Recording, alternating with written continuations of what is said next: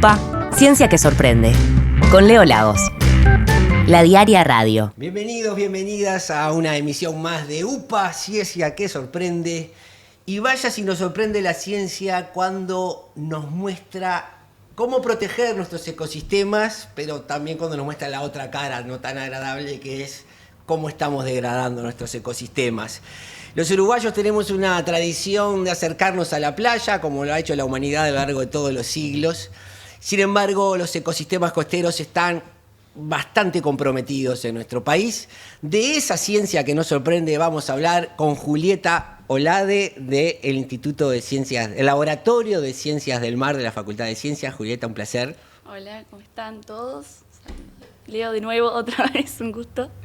Y también tenemos aquí a Omar De Feo, de ese mismo laboratorio, pero ahora con una tarea hercúlea que es armar el Instituto de Ciencias Oceánicas de la Universidad de la República. Sí, un gusto, gracias por la invitación y bueno, estamos llenos de prioridades y perspectivas positivas al respecto. Vamos a ver. Bien, empecemos por hablar de... Todos cuando vamos a la playa sabemos de lo que estamos hablando, un poco de mar, un poco de arena, a veces hay una duna y la playa es un lugar en el que estamos y ponemos la sombrilla, la sillita. Sin embargo, la playa es un sistema vivo para que esté saludable. Vivo en el sentido de que se dan ciertas dinámicas que tenemos que dejar que ocurran. Omar, vos has estudiado mucho esto. Muy vivo. Y claro, no me puedo decir a la gente, váyanse a bañar a la zona litoral activa. La playa no es como se concebía antes. La playa integra geomorfológicamente un conjunto de subecosistemas que es la duna, la playa como tal, donde nos ponemos a tomar el sol, a jugar al fútbol, y la zona de barrido, la zona de surf. Todo eso... La zona de surf, para que la gente entienda, es donde el agua besa la donde orilla empieza a romper. Y donde empieza a romper la ola. Donde Nico Chacón empieza a hacer el surf y todo, ahí ya es la playa. Porque ahí empieza el movimiento de arena, de un lado y del otro, desde la duna y desde la zona de rompiente. Entonces, todo es un conjunto. Entonces, si embromamos una parte, se embroma todo. Bien. Entonces, por eso ese concepto de playa como la zona seca donde vamos a tomar el sol está totalmente fuera de moda científicamente. Eso ya no corre más. Entonces, es parte de un sistema mucho más importante, mucho más sensible que debemos cuidar como patrimonio nacional. Bien, y además tenemos que entender que las playas son zonas dinámicas. Pensar que una playa va a ser siempre igual, sin intervención humana, hablemos naturalmente. La playa es un sistema donde la duna avanza, a veces avanza el mar, la duna se aleja, y que tenemos que dejar que esos procesos se den si lo que queremos seguir es teniendo una playa donde ir a poner una sillita. Claro, eso les encanta a los economistas, porque estamos hablando de presupuesto de arena. Cuando ven presupuesto, a mí no me hizo mucha gracia, más teniendo en cuenta los presupuestos actuales, pero lo que estamos hablando es, como vos decías, tenemos un movimiento de arena de la duna cuando hay viento de tierra. Y tenemos un movimiento de arena desde el mar cuando incide el mar. Entonces, ese equilibrio, ese presupuesto de arena implica que sea algo muy dinámico en el tiempo, que sirve para balancear, para autoajustar la cantidad de arena de manera que no se deteriore el sistema. Bien, Julieta, ¿cuándo fue que decidiste meterte a estudiar los ecosistemas costeros y tomaste contacto con Omar, digamos? Bueno, a mí me pasó que yo toda la vida fui a la playa de la Barra del Chuy, porque mi familia tiene casa ahí.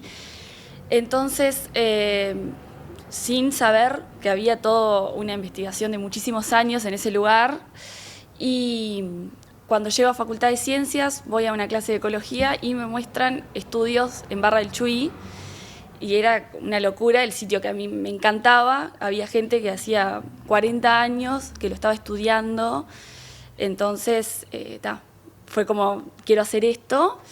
Y bueno, Omar es una persona que uno, siendo estudiante, puede ir a hablar con él fácilmente, entonces fue acercarme al laboratorio y decir, quiero trabajar acá. Y bueno, me abrieron las puertas y hice mi tesis y ahora sigo con la maestría ahí. Bien, el motivo de tenerlos a los dos juntos acá, obviamente, cada investigador, cada investigadora aporta un mundo y aporta una mirada, y eso es parte de la riqueza de la ciencia, pero juntos hicieron un trabajo que fue muy relevante, en la diaria por lo menos fue muy leído también, donde estudiaron la salud y la belleza escénica de una cantidad de playas del Uruguay. Y eso arrojó un resultado, no diría alarmante, pero sí que nos llama a hacer algo, ¿no? Nuestras playas no gozan de muy buena salud. Yo creo que va relacionado a lo que vos mencionaste, a veces hay dunas y a veces no. Ahí hay un tema clave de la degradación de los ecosistemas dunares en Uruguay. Fue algo que nos arrojó el estudio y fue clave para ese 70% de playas que están afectadas. Como hablaba Omar de la zona litoral activa, la duna es el corazón de la playa. Cuando uno pierde la duna, la playa está bastante condenada, por lo menos por lo que yo considero. Y creo que eso fue algo, por lo menos para mí, alarmante, ¿no? Que tenemos un porcentaje bastante importante de playas afectadas y que se debe muchas veces por intervenciones, ¿no? No algo natural, sino urbanización, intervenciones de estructuras duras, ese tipo de cosas. Con estructuras duras hablamos de hacer una rambla, por ejemplo, ¿no? Sí. Que es hermoso hacer una rambla, que los autitos pasen cerca del mar y todo el mundo vea el mar desde el auto, pero si para hacer la rambla atravesamos la duna, la ciencia nos está diciendo que nos estamos tirando un tiro en el propio pie, ¿no? Porque queremos que la gente vaya a la playa y haga turismo y eso genera recursos, pero si hacemos toda la infraestructura turística sobre la duna, estamos atentando contra el futuro de esa playa, Omar. Por supuesto. Por supuesto, está determinado, definido y sustentado en ciencia a nivel mundial que el cortar la duna, el deteriorar la duna implica un colapso del sistema. Entonces, el presupuesto que hablaba de sedimento se corta. Entonces el mar sigue de largo y todo ese servicio ecosistémico que provee la duna se corta. Por tanto, lo que tenemos es una amputación del sistema en donde en muchos casos no hay retorno. Eso es lo triste. Uno puede volver atrás en algunos casos, pero en otros casos no hay retorno. Cuando el endurecimiento, es decir, una carretera, paradores, estacionamientos, corta ese movimiento de arena que mencionabas vos, puede no haber retorno, y eso ha sido mostrado en este trabajo y en muchos otros. Este trabajo es parte de un análisis integral de las playas, por eso la ciencia debe ser multidisciplinaria. Lo que tenemos en nuestro caso fue una valoración integral de los atributos sistémicos que evalúan o cuantifican ese estado de salud. Pero eso se complementa con estudios de coliformes, con estudios de erosión de largo plazo, que los estamos haciendo ahora, muy buenos, de 40 años, el grupo, el laboratorio. Entonces, acá tenemos datos para demostrar que muchas playas, yo diría el 80% de las playas, de las 100 playas que analizamos, están en situación de deterioro. Estamos deteriorando la costa y a veces la deterioramos en nuestro afán de disfrutarla. Esa es la paradoja que tenemos que aprender a manejar nuestro ímpetu, si se quiere, del goce de la costa. Y acá hay algo que es importante, que Omar has insistido mucho, ¿no? Las playas son sistemas socioeconómicos, ¿no? Social-ecológicos. Social-ecológicos, perdón, económicos ya. Estoy muy... Está cegado. Sí, sí.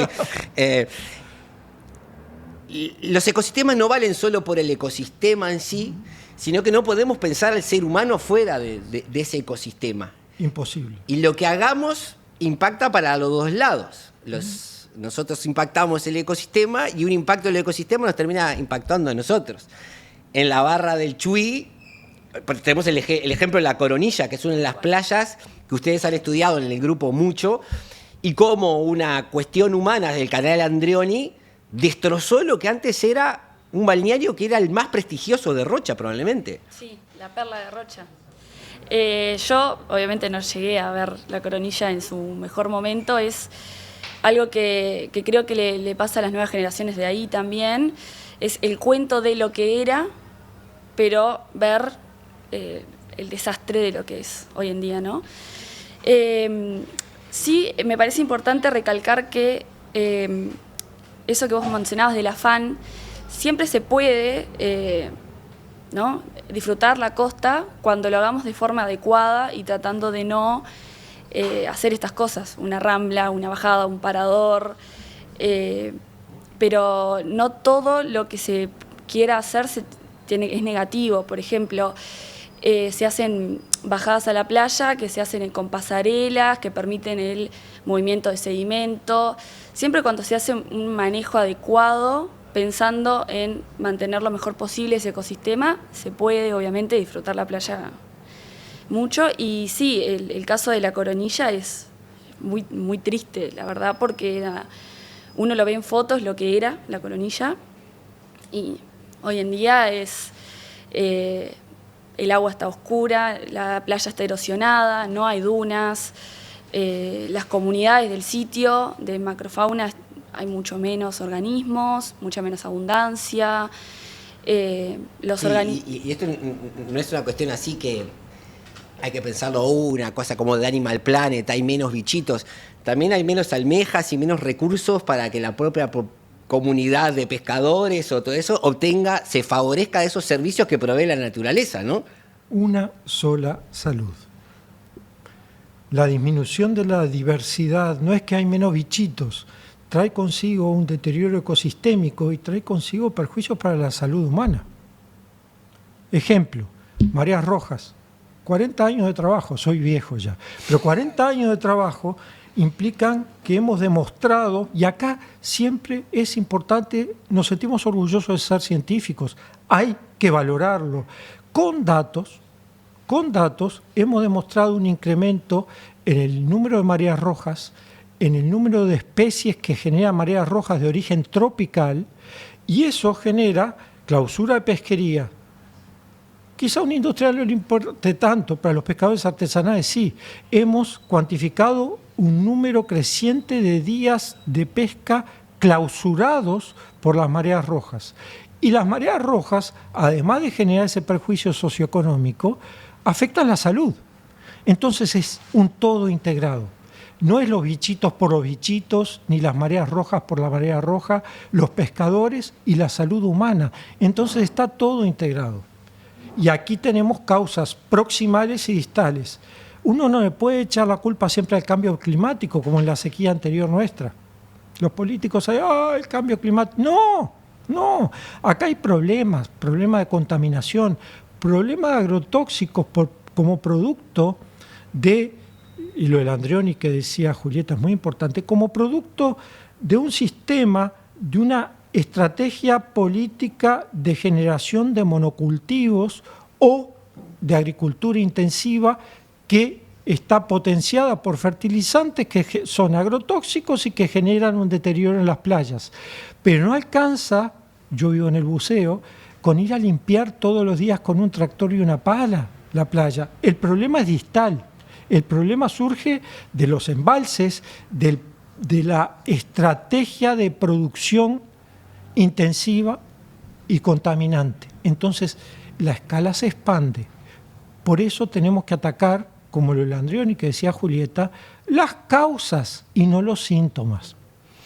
Bien, yo les pregunto una cosa, ¿no? El Uruguay es un país que tiene una inercia y que siempre todas las cosas se dan lentamente. Mucha planificación costera en Uruguay viene de hace muchísimos años atrás. Y si hay algo bueno que tiene la ciencia es justamente eso, que va produciendo el conocimiento y una vez que el conocimiento está, tenemos que tratar de obrar lo más adecuado. ¿Cómo manejan ustedes la frustración de estar generando conocimiento sobre cómo se degradan los ecosistemas costeros y ver que esa evidencia que generan no se transforma en política pública o en acciones. Como investigadores, como investigadoras, generar conocimiento sobre la playa y ver que ese conocimiento no se utiliza, ¿cómo les impacta? Bueno, yo creo que no todo es frustración igualmente. Sí es, como vos decís, un poco frustrante que uno a veces investiga algo, tiene este tipo de resultados y capaz que no se da un resultado en la gestión que uno esperaría, ¿no? Pero sí, creo que es la parte que no es frustrante. Este trabajo en particular generó mucha movilización social y estuvimos conversando y trabajando con muchos grupos de organizaciones sociales costeros. Entonces, ese tipo de respuestas sí emocionan, ¿no? De poder ir a hablar con los vecinos y trabajar con ellos y, bueno, en algunos casos trabajar con esta metodología para que ellos la complementen con cosas que ellos ven ahí y la puedan replicar para ellos hacer después evaluaciones. Entonces es como una mezcla, capaz sí es frustrante que uno investiga y a veces se logra detener una infraestructura y mira el teléfono y están haciendo otra. Es básicamente, no sé, tratás de tener Punta Ballena y cuando querés ver, en otra parte de Maldonado están haciendo otro edificio. Es constante, lamentablemente, y eso sí es una frustración.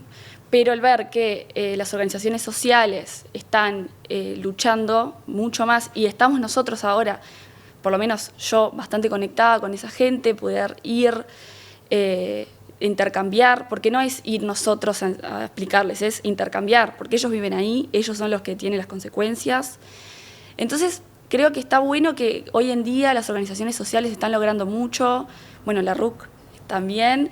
Entonces, no es todo frustración porque alguien está leyendo estos trabajos, también, bueno, ustedes de la diaria que los comparten, que nosotros a veces los papers los largamos en inglés y no los leen.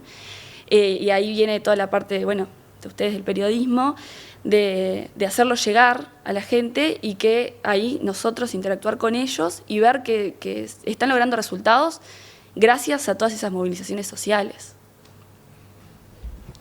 Omar. Co-creación de conocimientos. Estamos dedicados a eso. No somos la maestra ciruela que está desde parapetado en un sillón pontificio dando clase, sino estamos en este momento co-creando conocimientos. ¿Qué quiere decir eso? Nosotros aportamos nuestra ciencia, ellos, las organizaciones sociales, aportan su conocimiento local, que es más importante que nunca, y juntos generamos un conocimiento emergente. Entonces, ahora estamos discutiendo con algunos en Punta Ballena, por ejemplo, en Sauce de Portezuelo, cómo mejorar la estructura de una planilla para evaluar en el largo plazo las playas. Y el año próximo vamos a alargarlo con 5 comunidades más. Eso es fascinante. Yo a los 65 años yo estaba cansado un poco de escribir obituarios. No los escribo. Bueno, los puedo escribir, pero ahora no podemos estar llorando, sino al revés. Lo que tenemos es, a través del movimiento social y junto con la academia, como hicimos en varios casos con el profe Panario, con Juan Cereta, tratar de aprovechar, de potenciar el conocimiento ciudadano para generar movilizaciones y generar un conocimiento que sea válido, tanto para la sociedad como para los gobiernos. Tengo claro mi rol, soy científico y estoy orgulloso de ser científico. Entonces, sé cuáles son las limitaciones. Yo no puedo ir con una metralleta al Palacio Legislativo a decirle aprueben esto o hagan esto. No, simplemente lo que digo es, esto es así, tómenlo, déjenlo. Pero sí, hace 5 minutos, es una primicia, acabo de recibir algo emocionante por parte de la red de la costa, diciendo que la Intendencia de Canelones formalmente no aceptó, 5 minutos, la construcción de la Rambla. Y ahí fuimos Sereta, Panari, una cantidad, Ofelia, Gutiérrez, y la Red de la Costa para decir no nos parece apropiado. Entonces hay veces que sí y hay veces que no. Aclaremos que era ese proyecto que se había anunciado en campaña electoral de hacer una rambla que uniera toda la costa de Canelones, que uno pudiera andar en auto desde... Y ahí hicimos la carta, nos apoyó la red y fuimos a hablar con el intendente y su equipo. Entonces tenemos información y por eso, Leo, siempre te digo, el conocimiento científico es un patrimonio nacional, para demostrar fehacientemente con datos que eso no es adecuado. Bien, para ir cerrando, les voy a pedir un mensaje, ¿no? A la gente, explíquenle por qué es interesante preservar nuestras costas, Julieta. Bueno, las costas son un patrimonio, ¿no? Que todos conocemos, que todos disfrutamos, que a todos nos gusta ir a la playa, a todos nos gusta en verano irnos a la costa a disfrutar, a descansar, a desconectarnos. Pero es un ecosistema, además, muy interesante y muy complejo también, muy dinámico, que tiene muchos procesos que son muy importantes y que si a nosotros nos gusta, nos interesa, nos preocupa ese lugar tan maravilloso para disfrutar, para pasarla bien, también nos tenemos que preocupar porque ese lugar siga estando lo más sano posible para que todas las generaciones que vienen lo puedan también disfrutar y para que no se vuelva un cuento, como ha pasado en otros lugares, de lo que era la playa, sino lo que sigue siendo. Bien, Julieta. Y Omar, ¿qué importancia tiene la playa en Uruguay? Por suerte la legislación hace que las playas sean públicas. Y eso tal vez también sea un terreno de disputa, porque las playas son bienes comunes. Observar qué pasa en ese bien común que la gente ya aprecia tal vez sea más sencillo que tratar de defender el ecosistema del pastizal que uno, si no tiene un campo, capaz que no lo conoce, pero la playa la conocemos. Al hablar de lo que pasa en las playas, ¿estamos hablando de lo que pasa en todo el país? Es un indicador. Desgraciadamente es un indicador de políticas inapropiadas que generan una priorización de intereses económicos de corto plazo en detrimento de lo que es la equidad intergeneracional, en detrimento de lo que debiera ser la conservación, la armonización de la conservación con el desarrollo sostenible, que no es desarrollo sostenido en el largo plazo. Eso es una trampa social. Entonces, como decía Julieta, yo creo que un mensaje es: cuidar la costa es invertir en el futuro, es invertir en mantener los ecosistemas saludables, es invertir en mantener nuestro patrimonio, porque tengamos cuidado, hay un desarrollo implícito y a veces explícito de acaparamiento de costa. Y entonces eso no nos permite muchas veces acceder al sistema. Si no, vean ejemplos entre la Laguna Garzón y la Laguna Rocha. ¿Cuánta zona está alambrada ya? Entonces, tenemos que tener cuidado porque la costa es un patrimonio nacional. La costa debe ser conocida por nuestros nietos como la conocían nuestros abuelos. Eso ya no es posible. Y eso está demostrado científicamente con el concepto de paradigmas fluctuantes. Julieta no conoció la playa como la conocí yo. Entonces, creo que, repito, es invertir en el futuro, es invertir en nuestra calidad de vida, es invertir en nuestro patrimonio nacional, es invertir en una equidad intergeneracional. Fantástico, les agradezco, Julieta, Omar. Eso que dijiste sobre la costa, yo creo que también es la ciencia. Invertir en la ciencia es invertir en equidad, es invertir en patrimonio nacional y es invertir en el derecho a que en el futuro sigamos disfrutando por lo menos las cosas que algunos pudimos disfrutar hoy. Por ahora los políticos no lo han entendido. A la prueba está el presupuesto. Yo tengo confianza que las nuevas generaciones van a revertir esa situación porque los jóvenes están creciendo con una mayor conciencia ambiental. Y esperemos que muchos de esos jóvenes que se conviertan en políticos sigan manteniendo esa conciencia ambiental con la que crecieron. UPA. Eso también es ciencia que sorprende. Nos vemos en la próxima.